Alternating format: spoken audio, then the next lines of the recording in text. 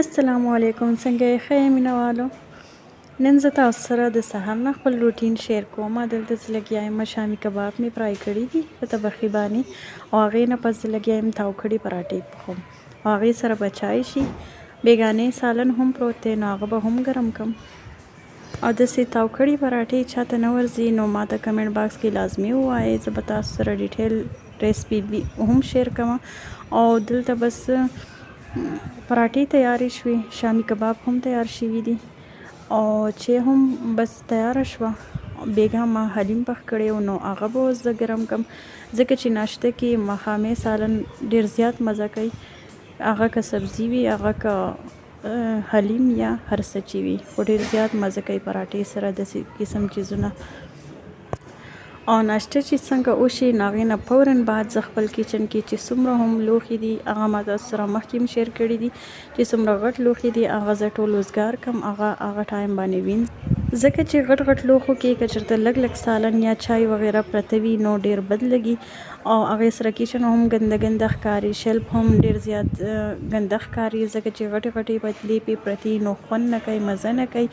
او هغې سره که چېرته تاسو باندې ناڅاپي میلمانه راشي یا هسې تاسو بل څه کوکینګ وغیره کوئ، څه پخلی کوئ، او هغه ټایم ستاسو چې کوم غټ لوښی وي هغه څخه وي، نو ستاسو ټایم هم ډېر زیات ضایع کېږي. هغه ټایم به تاسو اول لوښی وینځئ، هغې نه پس به بیا پخلی کوئ، نو ډېره زیاته ګرانې.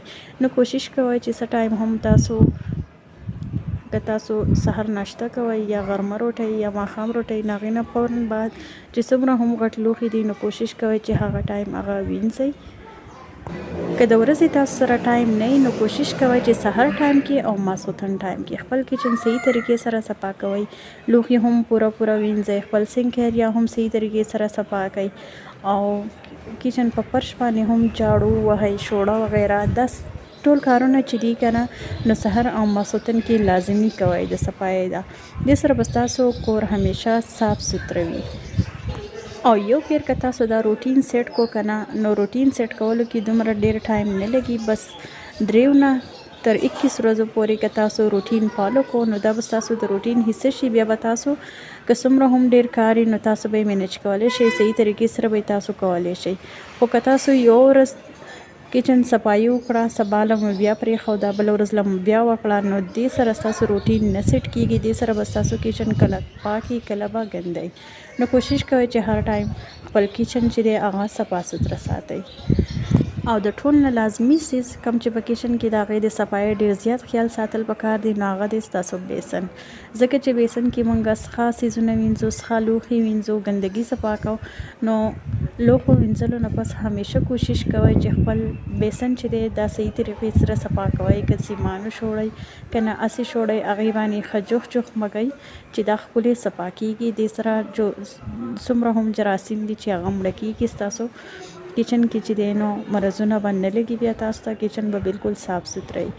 بس جی ناشتې نه پس زه راغلم کمرې ته، کمره کې چې څومره هم بیډ شیټ وغیره دي هغه ما چینج کړو، او کمرې صفایي مې هم وکړه. نور خو کمرې استعمال زیات نشته نو دا ډېره زیاته ګنده کېږي، نو خو بیا هم لږ ډېر د صفایي خیال ساتل پکاري چې دې ته د ډیپ کلینینګ ضرورت بیا رانشي.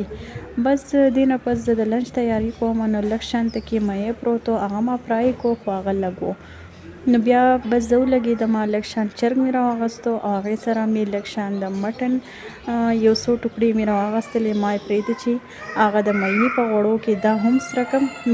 مایع چې کم تیل و هغه ما واچول پرېشر کوکر ته، او هغې کې ما چرګ واچو، هغې سره ما مټن یو څو پیسونه واچول، دې باندې ما مالګه واچوله، تیکه مساله مې پرې واچوله، او یو باول به زه دې کې د اوبو ایډ کړم.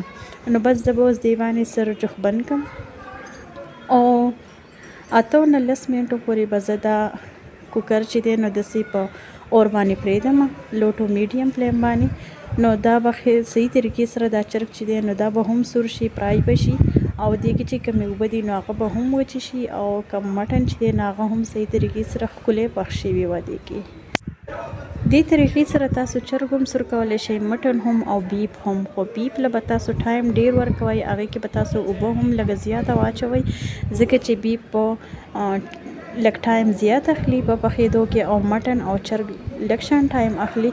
نو که ناڅاپي تاسو باندې میلمه راشي یا ستاسو سور کړي چرګ ته د شپې زړه وشي نو دې طریقې سره تاسو سور کولی شئ. دا یو زبردسته طریقه ده، اسانه طریقه ده، تاسو سره مې شیر کړه. دې سره ما روټۍ پخې کړې نو دې سره زموږ روټۍ تیاره شوه. بس خپل نننۍ ویډیو به زه دلته کې ختمه کوم. ستاسو نه به واخلم اجازت. که تاسو په دې چینل باندې نوي راغلي یې نو دا سبسکرایب کړئ، ویډیو ضرور لایک کړئ، ځکه چې په دې چینل به زه تاسو سره مخې ته هم ډېر ښکلي ریسپیز هم شیر کوم او د ټایم د سیو کولو حوالې سره به درته هم ټیپس شیر کوم. د پیسې د سیو کولو حوالې سره به درته هم ډېر ټیپس شیر کوم.